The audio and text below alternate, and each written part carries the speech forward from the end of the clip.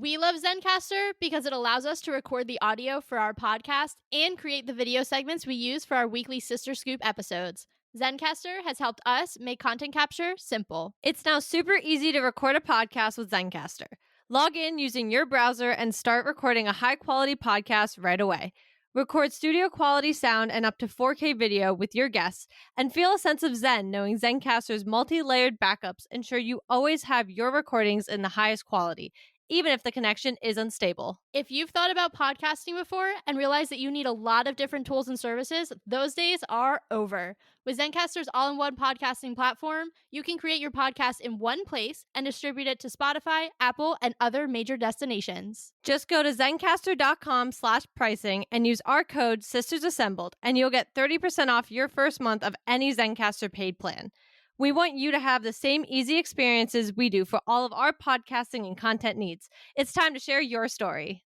Katie and I are always hungry, and one snack we both love is beef jerky. That's why we're so excited to tell you about one of our favorite jerky brands, Matt Hat Jerky. Matt Hat's delicious taste makes it a great snack, and the variety of flavors, including original, black truffle, and my personal favorite, roasted garlic, means there's a flavor for everyone. Plus, it's local to the area where we grew up in, which we just love. Use the link in the show notes below to get some Matt Hat Jerky for yourself, and make sure to use our coupon code SistersAssembled for 10% off.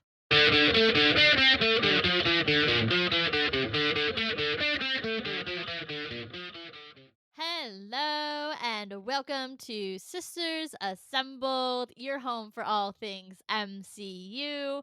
And it is crazy, but you are listening to our last episode of 2025, which, like we've done in years past, means we're going to be taking a look at the content that came out this year, ranking it, just giving our overall thoughts, and honestly, and what I think is going to be more fun for me because it's a heavy year next year, taking a look at everything that's coming out next year, ranking what we are most excited about, and just chatting about the year to come, which, like I mentioned, is stacked. So, because we have a lot to talk about, I'm going to toss it over to Katie, and she's going to get us started with the 2025 movie ranking on her side. So, we had 3 movies this year. We also weren't plagued by a Sony movie this year, so that was nice. And so we had 3 MCU only movies, and obviously, I mean, they all came out pretty back to back. We went back to our usual 3 movies a year, and we had, what were the releases? February, May, and July. Yeah. Yeah? Yeah. Yeah. So it felt like when I did this, I was like, what movies? Because No, really. I remember starting with my third place spot. I'm not really sure this is going to be much of a shock to anybody if you have listened to any of our reactions or just general episodes where this movie gets brought up. Cap 4. Yeah. I hate doing it. I really do. Because as a character, I enjoy Sam Wilson. I'm not sure him as Cap. Unfortunately, his movie didn't hit across the board for a lot of different reasons. I don't even want to get into it because of how much I just wish I wanted to like it and I just didn't. It really missed the mark for me. Yeah, I will also just kind of piggyback off that and say that was also my lowest ranked movie of the year. I knew what your order was going to be. I knew what your order was going to be. Yeah. Yeah. And I knew we were both going to have this one at 3. Yeah, it is disappointing. You know, we've talked a lot about how much we enjoy Sam and how much we were looking forward to Sam's first outing as Cap. I think, unfortunately, this was like too many cooks in the kitchen. It wasn't even really his story. Like, it was more of a sequel to the 2008 Hulk than it was, you know, Sam's first outing as Cap, than it was a sequel to The Falcon and the Winter Soldier, which is what it should have been. Yeah. So, you know, it's a bummer to have to like talk about it as a Cap movie because it really even isn't a Cap movie. And I hope, you know, we get another one for him soon that actually focuses on him as a character, because there's a lot of really great storytelling that could be done there that we just completely decided to ignore. So that sucks. Yeah. I mean, that movie just didn't really hit. And like, here's the thing. The other 2 movies that came out this year were really good. Yeah. I'm not going to lie about that. I think in comparison, I mean, we've had years that we sat here and we were like, wow, this one's the clear winner only because not only it was good, but like everything else around it was so bad. Yeah. You know, It wasn't even that. Like, I think even in a bad year, I'm not sure Cap 4 would have been high on my list. I Yeah. really am not sure. Like, if we had it in the year of like Love and Thunder, is it better than Love and Thunder? Yeah. Not honestly by much. For different reasons, but not by much. Yeah, it's a kitchen sink of a movie. They just threw everything at it and were like, "No, we're going to add the Hulk and, all these other elements that or Red Hulk and all these other elements that just like don't belong in a Captain America film." And yeah, it's a bummer. It really is cuz I wanted to like this one really bad. Yeah, so did I. And it was rough because this was the first one coming out for the year from Marvel. Yeah. So it, I think, also put a bit of a stressor on the next two. Yeah. And I think luckily they kind of stood up for themselves. So I know we differ here. I know these are switched for us because I knew that going into this. I'm excited. Yeah. I personally, the shows are going to be interesting to talk about for us. Movie wise, we tend to either agree or we're very like we just know why the other one picked the other one. Yeah. In second place, I picked Fantastic Four, and then obviously in first place that leaves Thunderbolts. Really, they both are like a toss up. I really ended up just putting Thunderbolts first because I love Bucky Barnes, and that is like the main thing. I know for Taylor, it's Pedro Pascal. So I understood where the rankings were going here. The way our calculus was the same because I sat there for a second and I was like, I really liked both of these movies. And then I was Yes. like, Yeah. am I going to put any movie but one with Pedro Pascal as the top? No. Yeah. Well, that's how I was like, I really enjoyed Fantastic Four. And I was like, well, Thunderbolts was just as good. But I was like, but Bucky and Yelena, like, nah, I'm never gonna put that lower. Yeah, I thought both of them, while very different films, were really, really good. Yeah. Obviously, we spoke really highly about the Thunderbolts themes and the approach to mental health that they took in that film. I thought it was really thoughtful and really well done, and something that, I mean, it brought me to tears a couple of times. I thought that was really a beautiful story. And the Fantastic Four, for bringing in such a historic franchise and one that has as much, gravitas behind it as the first family. I loved the retro 60s approach. I just thought it was beautiful. I want to go live on that world really badly. I just thought it was, such a fresh take, and obviously I think both did a really good job of setting us up for Doomsday, which I think Yeah. a lot of other films have really fallen short. And that was actually a strength of these two without making it the primary focus of the film. There was a really good balance done by both of them. Yeah. And I really loved that aspect of them as well. And I think they actually go obviously really nicely together Yeah. from that perspective. So, yeah, like I said, both great films, but Pedro Pascal put it over the top for me for First Steps.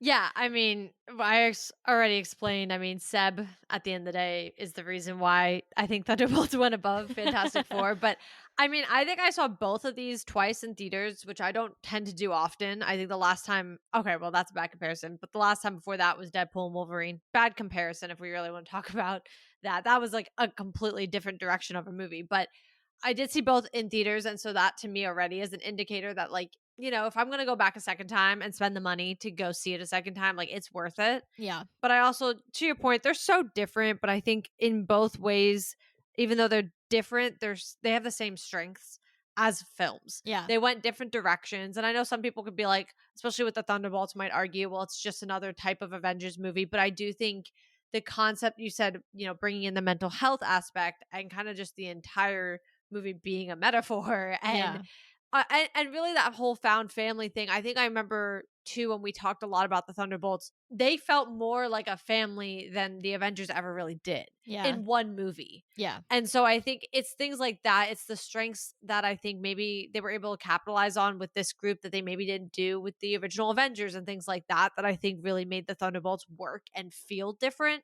than a 2012 Avengers film. And then, I think you really kind of touched on it with the Fantastic Four, but I mean, it being set first and foremost in a completely different time period and being done so flawlessly is just in and of itself, I mean, applause. Like, I there's nothing else I can really say about that. That was done extremely well. I think Joseph Quinn absolutely murdered his role as Yes. Johnny Storm. Like I Yes. truly do. I mean, they were all great. That's the thing though. Like I don't even think like I think my only complaint about it was that sometimes I couldn't just not see Pedro Pascal. That might have been the only complaint I had. But like otherwise, but he still played Reed Richards very well. So I just think they were both great movies. They really did hit it out of the park as far as I'm concerned. So personally, again, they were very interchangeable for me. Personal preference put them the way they did because I also had to give them a rank. I couldn't tie them up top. But either way, great movies. Definitely helped bury Cap 4 down at the bottom very quickly. Yeah, made it pretty easy to figure out who was coming in last. Yeah. Yeah. So moving on now to our 2025 TV shows. I'm going to be honest. I know as a whole, I relatively enjoyed them.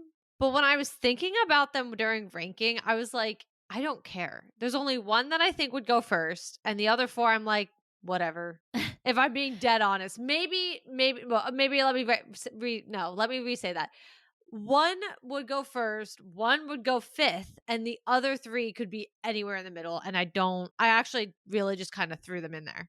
Interesting. Yeah. I felt like I had a pretty strong idea of how I felt. Well, okay, one is clear, and I don't think that's going to be a surprise to anybody. Even if No. you go back to our 2025 preview, I mean, that stayed. So, spoiler alert. But then 2 and 3, I was like, I could put these interchangeable. And then 4 and 5, I felt like I could interchange. So it was kind of like tiers almost, where I was like, okay, like these were definitely the bottom, not because they were bad, but because I just like was less interested or like they had less impact. Yeah. I don't understand when I like actually say what they were. And then like the middle two, I was like surprised by one. And then the other one, I was like, I just think this character's cool. And then the top one, I was like, well, I mean, I'm going to be really intrigued because I think, other than the top one, I think we're going to be really different. I think so too. Okay. Let's get into it.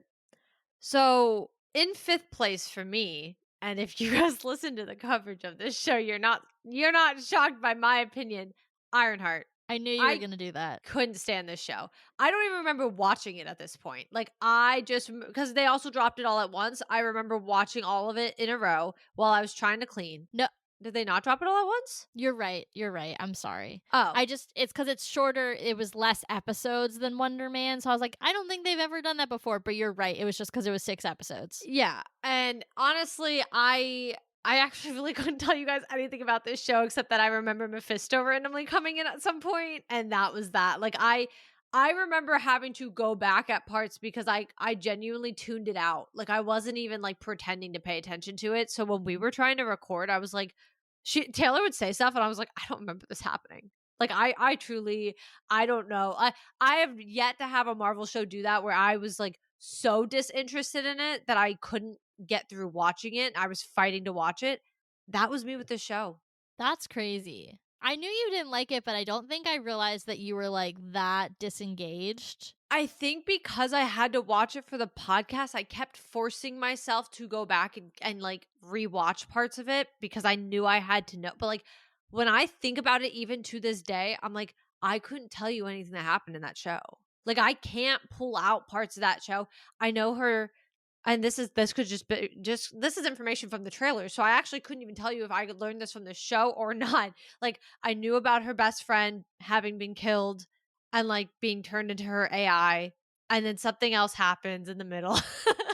And then Mephisto. Like that is actually like the bare bones of what I remember from the show. Crazy. Yeah. I mean, that's not what I put as my last. It's not my first, but I genuinely liked it. Again, like it's like one of those things where I really liked the character. I think it really, if I'm going to be honest, I think it did not benefit from the 2 years it sat on a shelf for however many years. No, and I think that was part of the problem. I didn't care anymore. Yeah. And I told you that. I think I said that in the predictions. I was like, I just don't really care about Riri Williams, unfortunately. I don't. Like she has been sitting, to your point, as a character on the shelf, and this show is supposed to take place right after the whole Wakanda stuff, and I'm like, yeah, that's so far in the back of my brain at this point. Like this character is not someone I'm worried about at all. Yeah, the delayed release definitely was a challenge for the show, but I think overall I liked it, so you'll see where I ranked it, but overall I liked it. Like I said, I like her as a character. She's someone who I want to see again. Bringing in Mephisto, while a little random for her character, I'm excited that he's here. Is the timing a little off? Yes, we talked about that, but look, he's here. He's on the board. I'm ready for them to find a creative way to do that. That's great. Okay. So that'll be further in my ranking later. My lowest, I actually tied because I couldn't decide which one I Bah, wanted to you put. have to. You have to. I had to, you have to. Pick it now. Okay, I think I'll have to say my lowest then was Eyes of Wakanda. Okay. I liked it. I did. And this is not a reflection of like me disliking the show. I thought it was interesting. I liked the tie to history. I just fail to see where it relates to everything else. And because of that, it had to be a little lower. You all know I've been very transparent about this as well. I'm not a huge fan of like I will very rarely rank animation over live action unless it's something like an X-Men 97 that is so wildly good Heck that it yeah. goes above certain live action things. But yeah, that for me, while very entertaining, and I'd be interested in seeing it as like an anthology that they release, every year, just a couple of episodes of Eyes of Wakanda. 100% down. But if we kind of stop it here and we just do 4 random episodes, I'm like, entertaining, but why did I watch it? Yeah. Well, I can speak to this one because this one I put fourth because I kind of also felt like it fell in that bucket of I wasn't entirely engaged. And I also just had it on in the background. I didn't even like that. We didn't even sit on the couch and have a snack. Like we were doing other things. It was on in the background as I was trying to watch it. And I think this one, I mean, I had the same sentiment going into it before where again, I was like, what's the point? I think you kind of touched on that too, that if we don't really continue it, then it's just kind of a pointless thing they put out. And I hate to say it that way, but like if you're not going to maybe do a season 2 or 3, 4, or continue that concept, even if it's not, exactly how they did the first 4 episodes, but they figure out like a different direction to take it or something. I feel like if it doesn't go further, I just don't understand what it was meant to add for me as a viewer, as an MCU watcher. Like what was I supposed to get out of that show? So yeah, this one I struggled with as well. I wasn't unfortunately as big of a fan of it as I think I wished it would have made me. That's the best way to say it. Yeah, because it's a cool concept, but only if you continue to execute it. And like having just 4 random episodes that were executed well, like that's cool, but like continue, you know? Yeah, 100%. All right, so then my fourth, but really not by a lot over Eyes of Wakanda is Marvel Zombies, which I think is going to surprise Kate a little bit. But here's my thing. I'm not shocked because I can guess your list very easily. Yeah, well, here's my thing. I wanted to like Marvel Zombies. I was excited for it, right? Like, I'm not a huge animation fan. We just talked about this. That's not even true. Not all of their animation has been really good. They have done some really good animation, but it's been a little iffy. I'm looking at What If being the main culprit here of how I feel about that. Oh my god, it's the first year we don't have to talk about What If in like 3 years. Thank God. But also just like again, I'm a live action preference person. The thing about Marvel Zombies is like I really didn't like the way that they took the season. I think that overall it was not what I expected, and that sounds like, oh well, it was not what I expected, not what I predicted, but like that's not what I'm trying to say. It's more like I really thought it was going to be this like cool thing, and then they took it in a totally different direction and told the Thanos story again with this, well, not Thanos, but the stone story again, and like they centered it around the stones.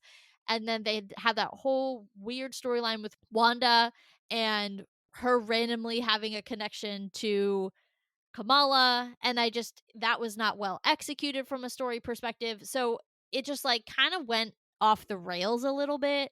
And then they killed off a bunch of characters that would have been cool to see more of. So yeah, overall, I was like, could have been cool. Executed narratively, not so great. Well, because I'm on your heels, that's my third.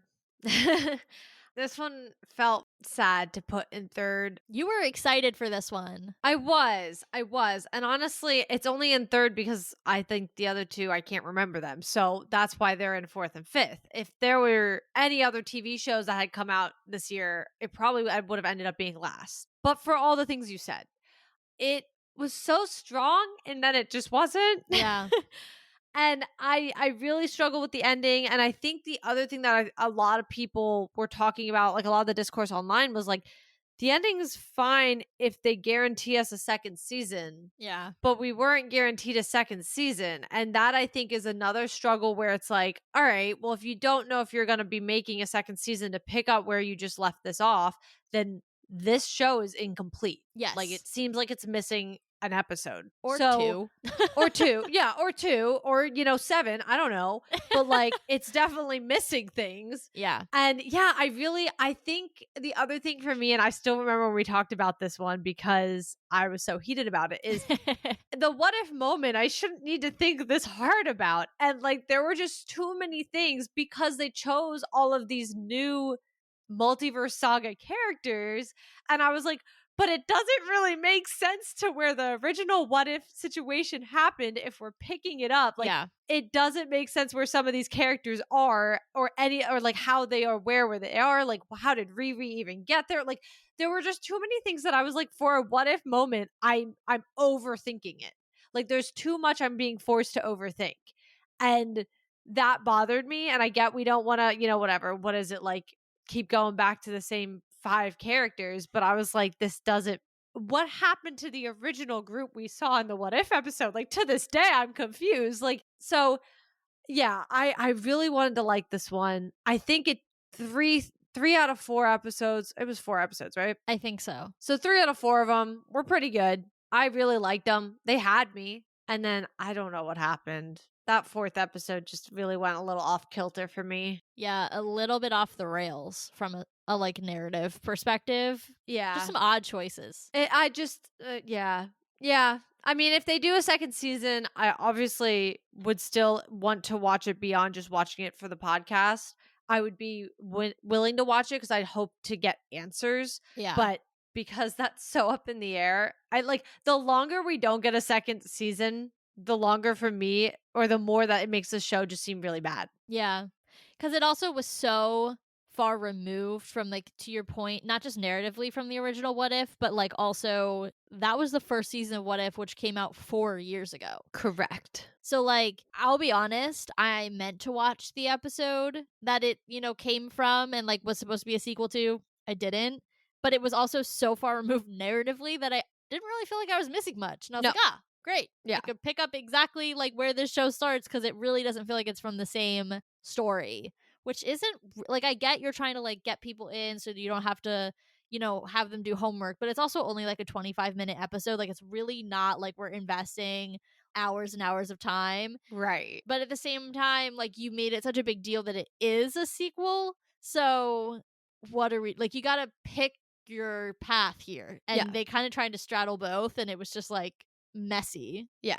Well, what also threw me off about it was they greenlit Marvel Zombies like very quickly after that What If season. Yeah. So I was very confused because you could tell by the choice of characters that they waited a long time to, like, they didn't actually work on it consistently. Yeah. Well, I know there was like conversation about like originally wanting to make it a movie, but not being able to do that because they wanted Spider-Man in it. Which So I then get, they but had I to, like, just split it. It just, you could tell it got stuck. I Yeah. guess is the point I'm trying to make. Like, you could tell it got stuck in a weird limbo of like, yeah, we technically came out right when we were still coming off the heels of a lot of like original characters from the original phase, like the Infinity Stone phase, but then like we wanted new characters, so we were trying to bring them in. Like, you could just tell it like had an identity crisis. Yeah. Oh, totally. 100%. Yeah.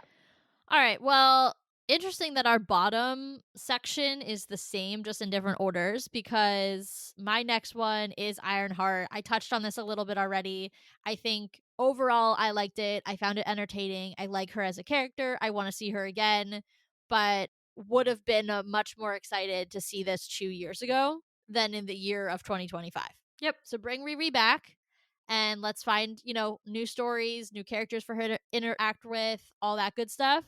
But it definitely, when you look at it in comparison, in my perspective, to the two that we both have left, I think it was clear that it would not have been as high as these two because they were just really, really good. Yeah, I agree.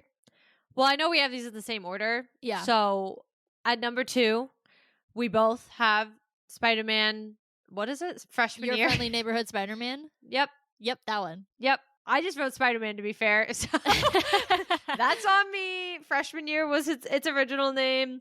This one was like a sleeper for both of us. And like, go ahead, check our coverage. Like, we did episode by episode coverage on our social media, and like, we both were like, what the heck? Like, this show genuinely was, and now that's on us. We're Spider-Man girlies. I'm not really sure why we were acting like we wouldn't enjoy a Spider-Man show. Well, to be fair, it was originally marketed as like Yes. his, like a prequel to Tom's. The way that they approached this from a The communication marketing was very standpoint, poorly done yeah, altogether. because originally it was conceptualized as like a prequel to Tom's trilogy, which nobody needed. We all know the classic Spider-Man story, like we didn't need it. Then they changed it and it was going to be a multiverse story, which actually ended up being fantastic Yes. and a great move. I'm glad they did what they did, but it never quite was, like, in my perspective, communicated that way super well. And then I don't think they did a great job of like marketing it, to Katie's point.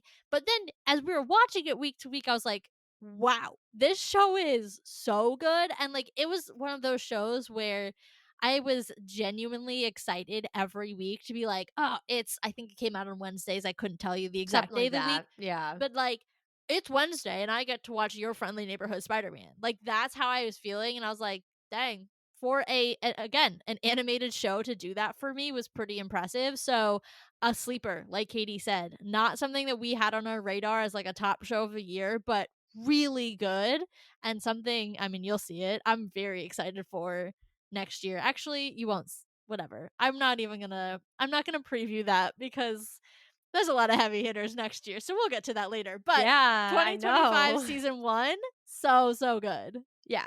I mean, honestly, just ditto. Like, I agree with all that. I really wasn't expecting much from this show because it was one that just felt unneeded. Yeah. Like some of the, I feel like 2025 TV was a lot of unneeded television. Stuff that they just had on the shelf that they were like, we should just release this. Yeah. Yeah. Like, it's stuff that they were like, well, we already made it. Yeah. So, and that's really how it felt most of the year. I mean, I that sucked. But that's how I did feel originally going into this show. And I really, like you said, I ended up really enjoying it. It really made me excited to watch it each week. I didn't know what was going to happen. Like, I think it also helped when I just put aside the, like, how does this fit into things? And I Yeah. just ignored it and I just enjoyed the show. And that allowed me to actually get a lot out of it. So, that, I'm not sure anybody should be shocked by coverage that's in second. Nobody's shocked that this one's in first for both of us. And that's obviously Daredevil Born Again season 1. Because it was such a good show. I mean, did it have its moments? Yes, you could tell it had been definitely cut together a little bit, had gone through rewrites, you could tell. But as a show itself, I mean, I don't know a show right now other than one other that we will be talking about as well on this podcast that I am looking for a second season for more than this one.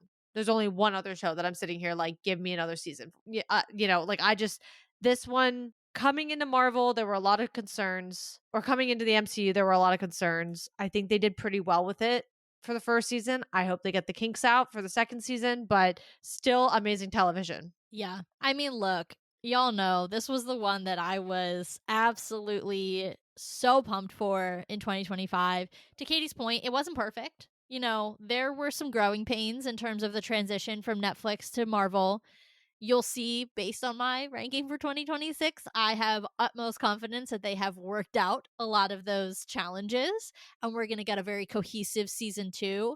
But in terms of what it has done for ground level heroes, especially those that are located in New York, I mean, the storytelling was fantastic. The metaphors were incredible. The performances between Kingpin and Daredevil were wonderful. I'm just really excited to see a season 2, knowing that we're building off of it. It's going to be bigger. There's going to be more characters, there's going to be larger storylines. That ending was insane. Like it was so good. It was so fun to cover. I'm really excited for season 2, and that's why it was like a clear winner for me in terms of, what would go in the top ranking. Yeah. Yeah. I didn't question it. When I was doing these rankings for the movies, I knew this one was going to be top. And it was kind of really where the other four fell that I was unsure about. And then I was like, well, no, I like Spider-Man pretty much a lot more than the other three. So then Yeah. like that was kind of how I went about it, but there was no question on this one like you said. Yeah. Pretty clear. So we're going to take the halfway mark here and move over to our 2026 preview. And we're going to start with the movies. There's only two. And I would think we probably have these the same because of what one of them is. But now with recent news, I actually am thinking this through, and I'm not sure if Taylor has this one first. But because there's only two, I'm just going to say I had Doomsday first. Me too. Okay. And then I had Spider-Man. But if I'm being quite honest, like these are like, if I could have made them just equal, I would. I'm excited for both. I have concerns about both. Like they're in the exact same bracket. Like I don't know what to expect from either movie. There's been news about both movies that concerns me. Knowing what they should both include also concerns me, but also excites me. So really, as far as I'm concerned, they're kind of in the same place. Just Doomsday is going to be a bigger thing to have to handle. So I was putting that one first just because that'd be like putting Infinity War not first if we were doing this ranking in like 2018, 2017, 2018. So I guess end of 2017. But yeah, I mean, we're going to see what happens with these two movies, guys. Yeah. I'll be honest. I'm more excited for Spider-Man. I am too, but I'm also scared because it seems busy. I mean, that's a fair point. I chose not to focus on that piece. Oh, okay. Look, it is what it is. I love Tom Holland. I love Spider-Man. I think Destin Daniel Cretton is. You said Spider-Man best. and Tom Holland. I hear nothing else. Yeah, I mean, look, and like I said, I loved Shang-Chi, so I have a lot. Well, I said this, sorry, in Sister Scoop, but I love Shang-Chi, and so I think Destin Daniel Cretton is going to do a great job. I think he's like a really good director, and I think he has a really good grasp of how to tell these stories. So I am excited for that very much. Literally, the one thing that tipped the scale in favor of Doomsday was literally scale. Like, it's just going to be such a big film that regardless of the fact that like Spider-Man's my guy, Tom Holland's my guy, I love, Destin's movie that he's done so far in the MCU. You're just never going to win when the scale of Doomsday is what it is. So that's really why, but I wouldn't be surprised if, come this time next year, we're looking back and we're like, actually, Spider-Man was better. That's not going to shock me. That's some bold words. I'm not gonna lie. Well, I'm really struggling after last I'm week's struggling leaks. with Doomsday. I am. Yeah. I am with the things that we've learned thus far. I'm very concerned about Doomsday. But I have like the exact same concerns about Spider-Man, which is why I'm struggling with both. I think there's going to be a lot shoved in movies here, and they're both kind of essentially clean slates, so that's also scary because that's Yeah. almost worse. Like I don't really know where Spider-Man or Doomsday is going to start or end. That's a small lie. I have a small idea where I think Doomsday is ending because of Secret Wars, Yeah. but I don't think by this time next year I would put I don't feel confident saying that's going to switch or that could switch because I also have to admit there is going to probably be recency bias. So unless Doomsday absolutely is like a tank and just is the worst movie I've ever seen, we will have only just watched it That is true. when we are doing these rankings versus Spider-Man is coming out in July. So that being said, I do have to think. We're gonna pull some psychology out here and consider the fact that we will have only just seen the movie. It's gonna be fresh in our mind. The internet's still gonna be talking about it. But yeah, I mean, like I said, I had the same concerns about both of them. So these were a little bit interchangeable to me. I don't know what to expect. I don't know what we're gonna get. The leaks are the leaks. The things we've seen are the things we've seen. I mean, I don't know. I don't We're know. in a place of acceptance. That's where Yeah. we have come to. Yeah. Like last week it was rage, and now it's just like acceptance. Yeah, now it's like whatever, I'm gonna go show up and see. Yeah. Like it's fine. It's gonna be a movie, and hopefully both of them are going to be very good, and that's what I'm hoping. I'm also just not anticipating 2026 to be a strong movie year, if I'm being honest. If I'm gonna be honest. Which, I think Spider-Man's gonna be better than Doomsday. I do. I think it's gonna be more cohesive narratively. But you know what is probably potentially gonna end up being the best Marvel movie we'll see in theaters next year? Avengers Endgame. Oh crap. I said what I said. I forgot. Oh yeah. So actually, guys, if I was re-ranking, wait, that's a lie because I wouldn't put Endgame first. Well, you're looking at possibility versus a movie where we know its flaws. Yeah, but because I know it has flaws, I would already put it last. At least the other two have the ability to prove me differently. Like I would be proven otherwise. Versus with this one, like I know if they re-released Infinity War, oh, you got me there. Yeah, But yeah. Endgame is not the better of that. I even like between those three, I don't know what Doomsday and Spider-Man are bringing, but I would like to hope they're better than Endgame. I mean, Endgame isn't bad, but she struggles sometimes. I have a lot we of had how issues many with Endgame. episodes about Endgame? I know. I got a lot of issues with Endgame. Yeah. Which is why I'm very concerned to see the Russo brothers come back to do another team up movie when they really butchered a lot of characters in Endgame. Yeah, they definitely did. You're right. It would be sad if that was the best of the three. Because it's arguably not one of the best Avengers. It's actually, I know this is a hot take, but if we were ranking the 4 actual Avengers movies that we've gotten in the first 3 phases, I would put Endgame last. But I'm an Age of Ultron like apologist, so that's on me. And I know that that's going to get some fire, but like I would put Endgame last out of the 4 Avengers movies. I don't think that's crazy, but I'm not prepared to have this conversation on an intellectual level right now, so I'm just gonna not future episode, guys. Yeah, respond to that.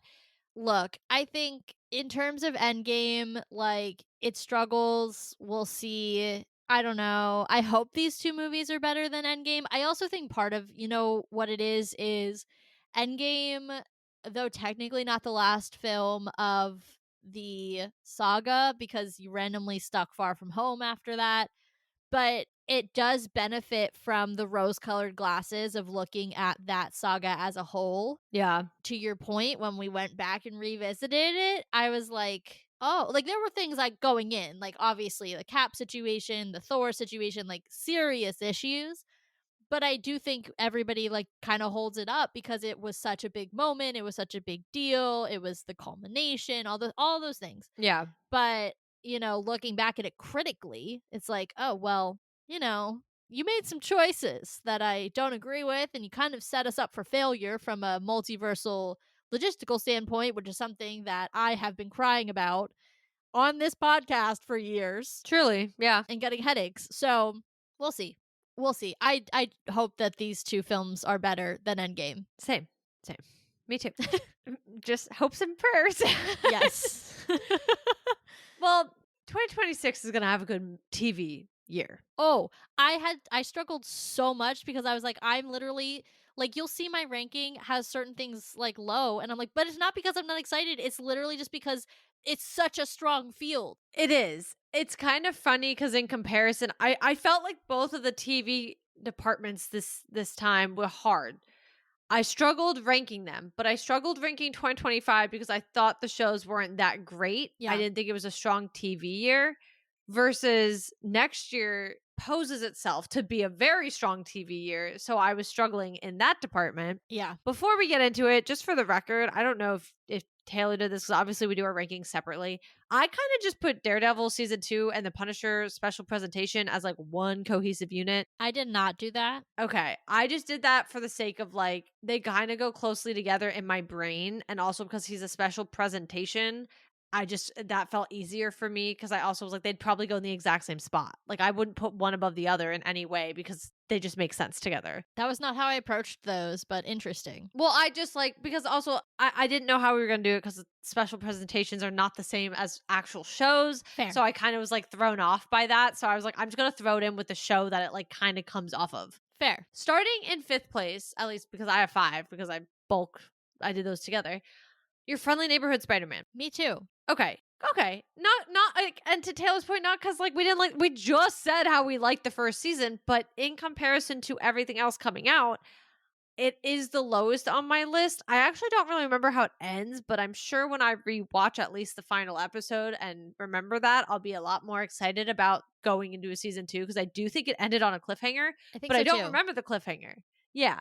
So when I remember it, I think I'll be very excited for it. As of right now, I'm like, oh, whatever. Like when it comes out, like I'll be excited to watch it. Yeah. It's like another, like we were saying, kind of the lead up to this. It's the last in a really strong field of shows. So Yeah. it shouldn't be taken of like, oh, we're not excited. Like, no, I'm genuinely looking forward to this. It's just everything else either has more weight or is just so good Yeah. that it's hard to put it above any of the other entries for the year. Agreed. Then in fourth place, I put Wonder Man. This made me sad to put in fourth place because I'm actually really excited for it. Like, I really am hyped for this show.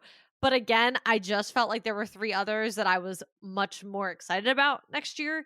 So unfortunately, it ended up in fourth place, but it's going to be the first one we get out of the shows. I'm extremely excited to see it.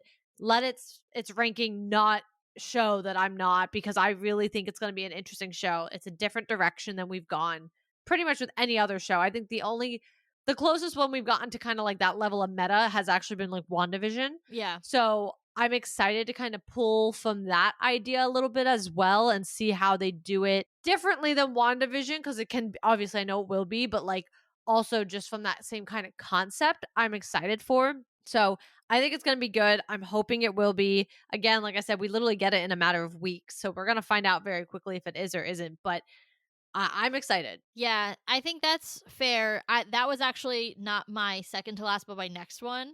So I kind of had it in a similar place. I had my for me it's the fifth one, but the second to last as Vision Quest. I'm still very excited for the show. I think it's going to be, especially after rewatching WandaVision, I'm excited to see kind of that portion of the sequel, if you will, the finalization of that WandaVision trilogy, that the way they've kind of been packaging it. Bringing in Tommy, I think, is going to be really important for some larger storylines. So I'm really excited for this show. Kind of like the way Katie was explaining with Wonder Man. Like, it was sad to put it this far down. But again, in a strong field, that's not an indicator. In any other year, this would have been a top 3. You know, the reason I put it below Wonder Man is because I think Wonder Man is going to be just so different. And to be honest, we just have more information about Wonder Man. And because of that information that we do have, the tonal indications that we've gotten about it, I just think it's going to be a really fun, really different show. An interesting entry in the wider MCU as a whole, seeing how it does or does not connect to everything else.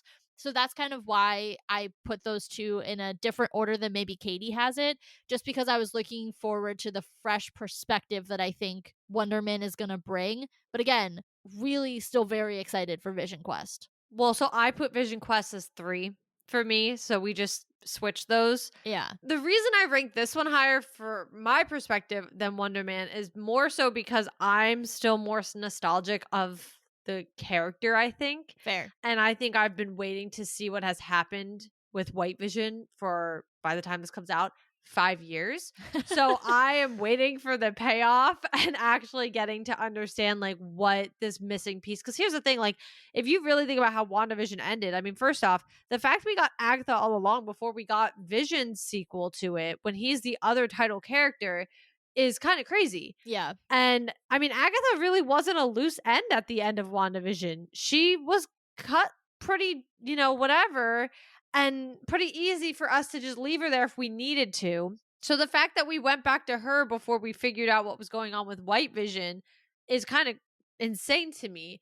So I personally am like, no, I'm actually really looking forward to it. I also think, again, guys, I'm an Age of Ultron apologist. Therefore, knowing Ultron is having some sort of a return, like, is pure joy to me. Like, I'm very excited for this for that reason. But you also brought up, Tommy coming in, finally getting both of the twins, especially considering it will be over a year since we got his brother in Agatha all along. So kind of just like bridging these gaps finally that I think this show actually is really going to do. Yeah. And that's what I'm looking forward to the most. But I also like I mean, I'm pretty sure Paul Bettany just accidentally inadvertently said he was also going to be in Doomsday. So like Yes. so like they're bringing back Vision fully as a character, and that also is like I said, kind of that nostalgic bit for me where I'm like, this is a character, unfortunately we haven't gotten to see since the beginning of the new saga. Mhm. And I'm glad he's coming back because we don't have a ton of them. We don't have a ton that have returned from, the Infinity Saga into the now multiverse saga and are playing actual like prominent roles consistently. So I'm very excited to have him back, and I'm excited to finally see him in his own show, and also not see him and see him without Wanda, and kind of just see this new direction of a character we're going, because it's like we have all the answers, but like it's all going to be different. Yeah.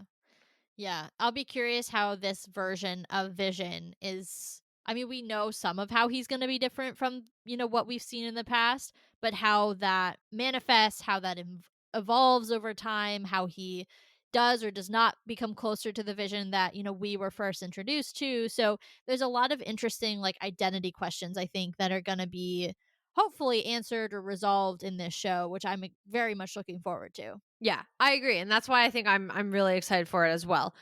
So I only have two here because I did like the combination, the little combo of Punisher and Daredevil. But I guess I'll let you go because I'm not entirely sure how you.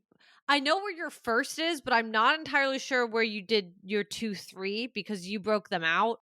So I would kind of like to hear that before you know what my answers are, but like Yeah. before I go into mine. Can I just give the last three? Yeah, that's what I'm saying. Like, just Oh, give got it, got it, I got would it. like to know how because I know your first is Daredevil season 2. Yeah, for sure. Yeah. Okay, so my third is the Punisher special. Okay, that's kind of what I thought. When you said you didn't put them together, that's why I was like, I bet you that's a third. Okay. Yeah, so I split them. I love Bernthal in this role. He absolutely, pun intended, kills it every single time. I'm excited that we're going to get more of him kind of as the title character.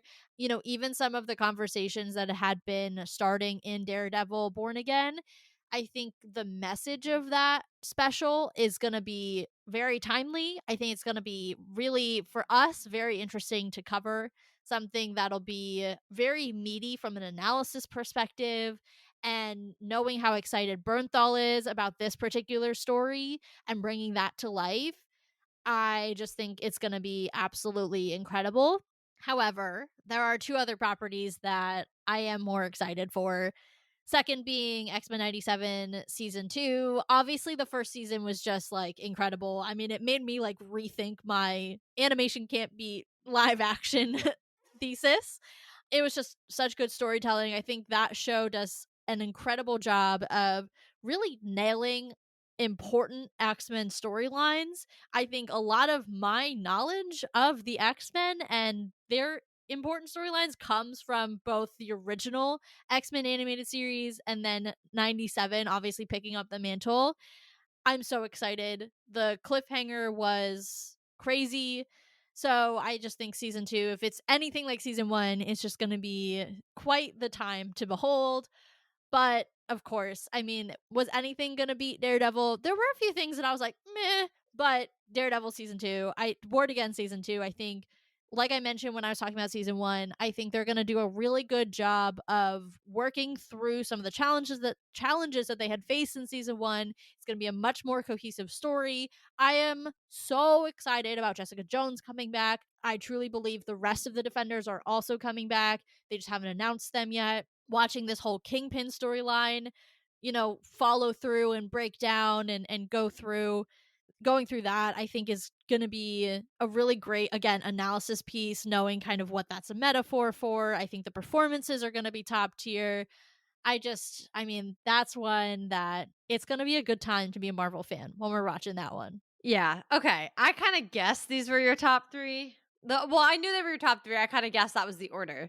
The reason I wanted to go after you is because I bulked Daredevil and Punisher together in that second spot, which I don't think is going to be surprising to anybody at Nope. all.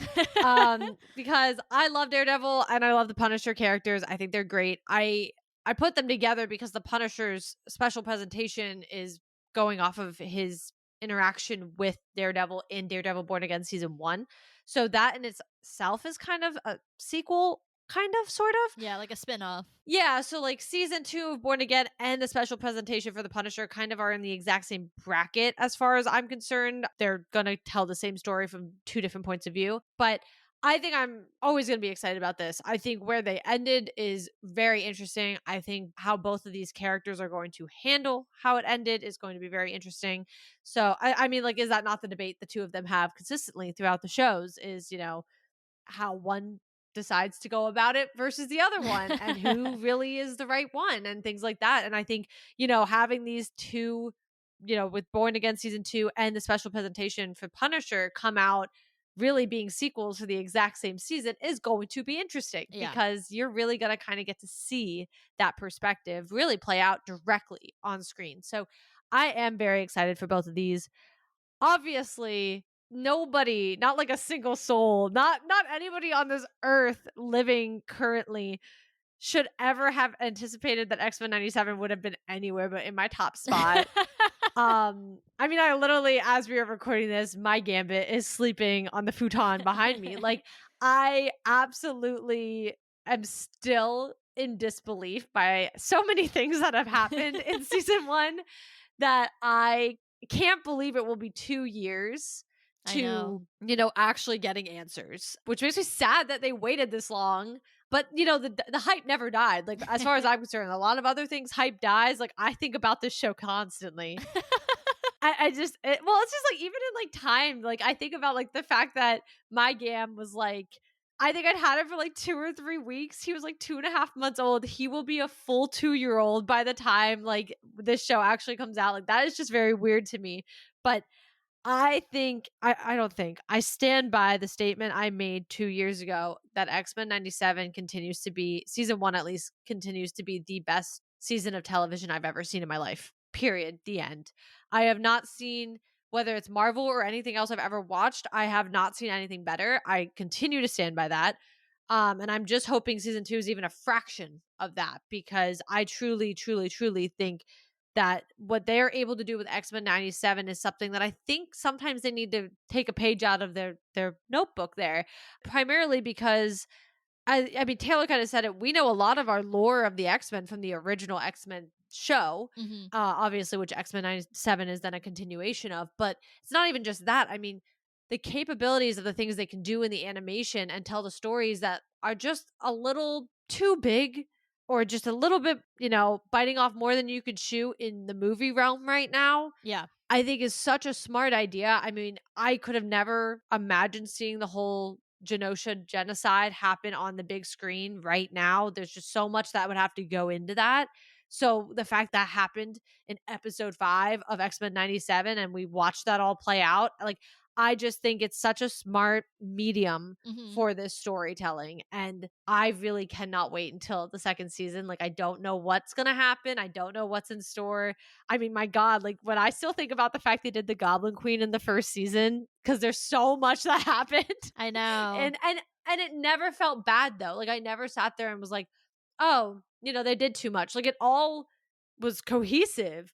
But like the fact that happened in like episode 2 or 3, and then here we are in episode 5, killing off one of the main X-Men, and then like by the end, they're in different times and like all this other stuff. Like it's And you really brought in quite Apocalypse. well, right. Like it's really quite impressive. And I cannot wait to see what they bring out for season 2. I can't. Like I'm giddy, guys. I'm like fully giddy just thinking about like blushing a little bit because I'm excited. Like Yeah. I cannot wait for this show. Yeah. I too, I think it's going to be, I hope it's going to be really good. I hope they're able to bring some of the same energy and great narrative storytelling that they did for season 1. There is one thing that I was thinking about this just as we were getting on. We're going to give it an honorable mention because it's not a full Marvel Studios, and that's Spider Noir, which we always forget comes out next year. We do always forget. But we just got some posters a couple weeks ago. We will be watching that on Prime. Nick Cage as Spider Noir. Or Spider-Man Noir. That also will come out in 2026. So a hefty, hefty year, but honorable mention to that guy for expanding the Spider-Verse in live action, which, 2027, Beyond the Spider-Verse, get ready because I will be uncontrollable. Is that now confirmed for 2027? That's the current release date. I Oh, had to okay. Google it today because I was like, wait, is it next year? Because I got so excited because it's been moved 7 times. No, currently it's June 2027. Who knows? Well, I forgot about Spider-slash-Spider-Man Noir. I forgot about that one completely, unfortunately. I think if I were to be ranking that, I'd be putting that still at the bottom of my movies, only because I think the other two are just going to be bigger. But who knows? It could just completely surprise us and take first place. I don't know. Well, Spider Noir is a show. Is it really? I'm fairly certain, yes. Well, the more you know. Well, then it'd be on the bottom of my. At first, I just thought that maybe you were like confusing the word show and movie, which like happens. No, listen, guys, when they go off kilter and just start doing things that aren't actually MCU projects, I pay very little attention. Clearly. So I thought it was a movie. Great that it's a show. It'll be on the bottom of my show list because there are too many heavy hitters on the show list. yes. So yes. sorry. Either way, like it should be exciting. Show or movie. I'm excited enough. Yeah, I mean, look, Nick Cage, Lamorne Morris. We love Lamorne, so should be good. We'll see. Yeah. Well, yeah. Let's leave it as an honorable mention because it's not actually the MCU, and I don't have a place for it fully. Like, I just don't feel like it's fair to put it at the bottom just because I know it's not. Like, I'm biased, you know? Yeah. Oh, 100%. Honorable mention's the perfect place for it. Yeah, I agree. Alrighty, well, that's a wrap on 2025, y'all. So happy new year. See y'all in 2026. Thank you for either joining us this year, staying with us this year. I know it was a weird one. It's going to be a busy one next year, a crazy one next year. We're looking forward to talking all things Marvel with you. You can follow on your podcast platform of choice if you haven't already. You can check out the website and our Buy Me a Coffee, both of which are linked in the show notes as well. You guys can also give us a follow on all of our socials, also in the show notes down below. And we will be back next year. Weird. Ew. I know. With The Falcon and the Winter Soldier, episode 2. So we're going back to our replay. We had to take a little bit of a break to do just some general discussion about whatever the heck is happening with Doomsday. And of course, this lovely episode. So we will be back revisiting that prior to starting our Wonder Man coverage, which, again, guys, told you, coming up fast. So we are hoping you guys join us next week listening to that. And then after that, as we kick off 2026, Happy New Year, everybody. And as usual, Marvel just blew your mind. So let's talk about it.